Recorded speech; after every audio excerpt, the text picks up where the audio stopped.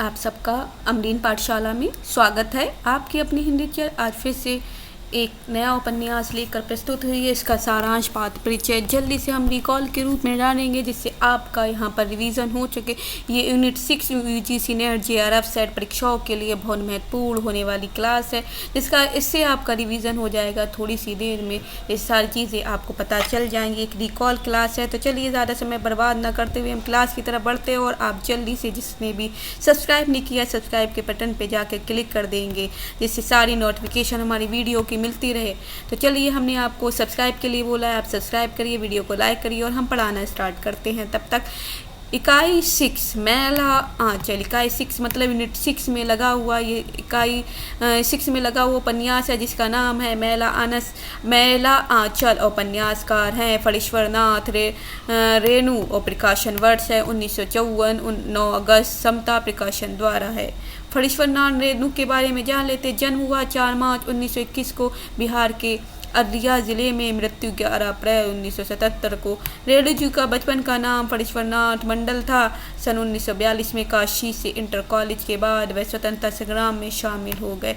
1950 में रेणु जी ने नेपाल क्रांतिकारी आंदोलन में भी उन्होंने भाग लिया। मैला आंचल उपन्यास के लिए इनको पद्मश्री पुरस्कार मिला। अज्ञे जी की इनका परम मित्र माना जाता है। इनकी कहानी जो इम्पोर्टेंट है कि यहाँ पर लिखा हुआ है, इनकी कहानी मारे गए गुलफाम, तीसरी कसम फिल्म भी बनी है, जिसे हिंदी सिनेमा में मील का पत्थर कहा जाता है, और इसे सन 1966 में राष्ट्रपति स्वर्ग पदक मिला है।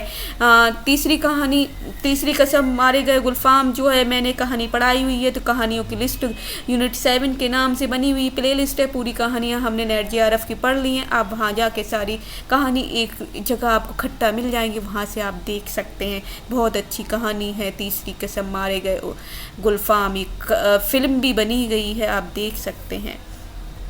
और इस फिल्म को क्या मिला था? राष्ट्रपति स्वर्ण पदक मिला है 1966 में। रेणु जी को आज़ादी के बाद का प्रेमचंद की संज्ञा दी जाती है कि रेणु जी को आज़ादी के बाद के क्या बोला जाता है कि आज़ादी के बाद का प्रेमचंद नाम से बुलाया जाता है।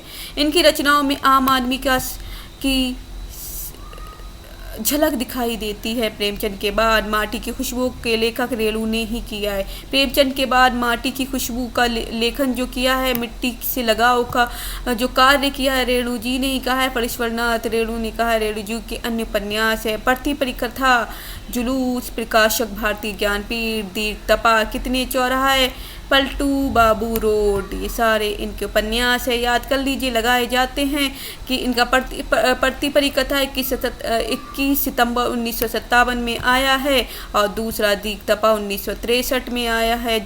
तीसरा दीर्घ तपा 1963, और सेकंड वाला जुलूस प्रकाशन भारतीय ज्ञानपीठ 1965 में आया है। और कितने चौराहे 1966, पलटू बाबू रोड 1979 में, 1979 में। ये 5 उपन्यास आपको देखने को मिल रहे हैं, तो याद कर लीजिए।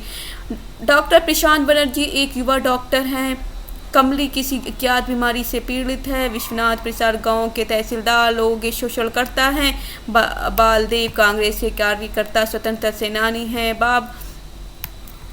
बाबन दास शारीरिक रूप से अक्षम है। सेवा दास मठ के पुजारी हैं। लक्ष्मी सेवादास की सेविका, रामदास सेवादास का चेला, इनकी दासी रामप्रिया है। कथानक मैला आंचल के कथानक में लेखक ने सन 1942 ईस्वी से लेकर गांधी जी के निधन तक की मेरीगंज जिला पूर्णिया प्रांत जो है बिहार का, उसके बारे में, मेरीगंज के बारे में बताया कि जनजीवन और परिस्थितियों का जीवन चित्र प्रस्तुत किया है। गाँव में विभिन्न वर्गों के लोग अपने अपने टोले में रहते, अपने अपने टोले मतलब अपने अपने टीमों में रहते हैं, अपने अपने ग्रुप में रहते हैं। मुख्य जातियों में राजपूत हैं, कायस्थ हैं और यादव हैं। इनमें पारस्परिक संघर्ष चलता रहता है, अभी आपस में संघर्ष चलता रहता है। इस गांव की प्रगति में बाधक तत्व है क्या है? प्राचीन रूढ़िगत संस्कार, छुआछूत, आपसी संघर्ष, अंधविश्वास आदि, ये सारे बाधक तत्व हैं। उपन्यास की शुरुआत डिस्ट्रिक्ट बोर्ड के बंगाली अधिकारी मलेरिया सेंटर खोलने के लिए मेरीगंज गांव की सुरक्षा कर्मियों के साथ आए थे। गांव में यह खबर बड़ी तेजी से फैलती। गांव के लोग बालदेव को, जो स्वतंत्रता सेनानी है तथा 2 वर्ष की सज़ा काट कर आया, उसे बांध लेते हैं। लोग आते हैं, उसके बारे में पूछते हैं, जिससे बालदेव प्रसिद्ध हो जाता है और इस घटना के अंत बालदेव के अतिरिक्त सम्मान से होता है। मेरीगंज गांव के पहले कुछ और नाम था। 20वीं सदी की शुरुआत में ही नील की खेती के लिए कांग्रेस गांव में आए और जंगलों को काटकर साफ मैदान में तब्दील कर दिया। WG मार्टिन अंग्रेजी अधिकारी ने गांव की एक कोठी बनवाई और गांव का नाम अपनी पत्नी के नाम मेरीगंज रख दिया। लेकिन उनकी पत्नी इस गांव में एक सप्ताह भी नहीं रह पाई थी। जरैया बुखार, जो मलेरिया बुखार, जिसे गांव में जरैया बुखार बोलता है, मलेरिया को जरैया बुखार बोला जाता है, मिस हो जाने के कारण चल बसी तथा मार्टिन डिस्पेंसरी मलेरिया के इलाज के लिए अस्पताल न खुल पाने के कारण पागल होकर मर जाता है। 35 साल बाद उसी गांव में मलेरिया सेंटर खुलने जा रहा है। गांव में कबीरपंथी लोग भी रहते तथा उसका महंत सेवादास है तथा यह एक 8 से 10 साल की अनाथ बालिका लक्ष्मी को अपनी दासी बनाकर मठ में रख लेता है। बाद में वही महंत सेवादास अंधा हो जाता था, मर जाता है, तो लोगों को लगता है कि लक्ष्मी के साथ इन्होंने गलत व्यवहार किया था, इसलिए मर गया। ये अंधविश्वास है। यहाँ पर डॉक्टर प्रशांत एक अन्य बालक है, अनाथ बालक है, जिसने अनिल बनर्जी की पत्नी स्नेहमयी ने पाल पोष कर बड़ा किया। 1942 में जन आंदोलन में डॉक्टर ने हिस्सा लिया और 1946 में वो विदेश आने के सिवाय मेरीगंज में मलेरिया सेंटर खोलने का निर्णय लेते हैं। गांव के लोग बड़े सीधे दिखते हैं। सीधे का अर्थ यदि अनपढ़ आदमी और अंधविश्वास से हो तो वास्तव में वे तो बहुत सीधे हैं। रेणु जी बोल रहे हैं, फरिश्परनाट रेणु बोल रहे हैं। लेकिन जहाँ तक संसारिक बुद्धि का सवाल है तो वह लोग हमारे जैसे लोगों को दिन में 5 बार ठग लेते हैं और ठगे जाने के बावजूद भी आप उनकी सरलता पर मुग्ध हो जाएंगे। मेरा 7 दिन का अनुभव है, रेणु जी बोल रहे हैं।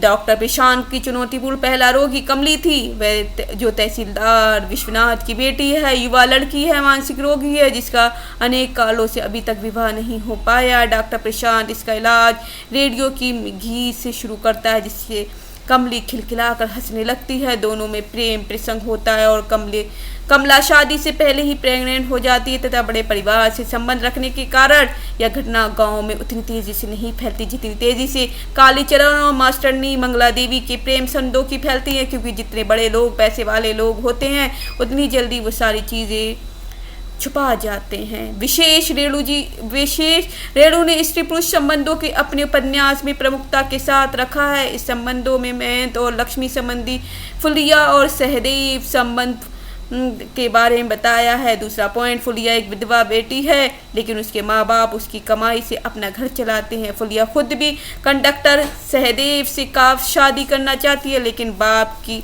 आगे कुछ बोल नहीं पाती। आगे बालदेव और लक्ष्मी के प्रेम संबंधों को भी दिखाया गया है। मैला आंचल की भाषा जो है उसके बारे में जान लेते हैं। इसकी भाषा कैसी है? कुछ आंचलिक शब्द डिस्टेंट है, इसलिए टीप्ति, सुराज, मूलगैन, लेन, निपुत्तर, संगठन, इस्पात, लाडबंदी, चुमोना, बिल्टा, तालपट्टी, बरहा, छत्ता, डिस्ट्रीबोट आदि, ये सारे शब्दों का प्रयोग यहाँ पर दिखाया जा रहा है। ये आंचलिक शब्द हैं, ये सारे क्या हैं? आंचलिक शब्द हैं। अंचल मीन्स अंचल, उसी गांव में रहने वाले एक ही मूल क्षेत्र में बोलियों के साथ वहाँ के प्रयोग होते हैं। मैला आंचल एक यथार्थवादी उपन्यास है, सच्चाई को प्रस्तुत करता है। एक आंचलिक उपन्यास भी इसे कहा जाता है। इस उपन्यास की सबसे बड़ी विशेषता यह है कि इसका नायक कोई व्यक्ति नहीं, अपितु पूरा का पूरा अंचल ही है इसका नायक है। एक व्यक्ति ना होकर पूरा अंचल, जिसके बारे में, एक समाज के बारे में लिखा जा रहा है, वही पूरा नायक है। तो इसलिए यहीं पर ये मैला आंचल जो है एक यथार्थवादी उपन्यास और आंचलिक उपन्यास के रूप में जाना जा रहा है। तो एक अंचल की कहानी के रूप में जाना रहा है। तो आशा है ये उपन्यास का जो मैंने प्रस्तुत किया है आपको, आशा है ये पसंद आया होगा। यही आपका रिकॉल रिवीजन था, इतना ही रिवीजन कराना था मुझको और ये रिवीजन आपका हो चुका है। पूरा का पूरा एक ही थोड़ी सी मिनटों में मैंने ख़त्म कर दिया, जिससे आपको ये सारी चीज़ें समझ में आ जाए, रिकॉल हो जाए। चलिए अगला उपन्यास लेकर प्रस्तुत होंगी, तब तक के लिए bye bye, take care, have a nice day. जहाँ रहें खुश रहें, आबाद रहें। जय हिंद, जय भारत।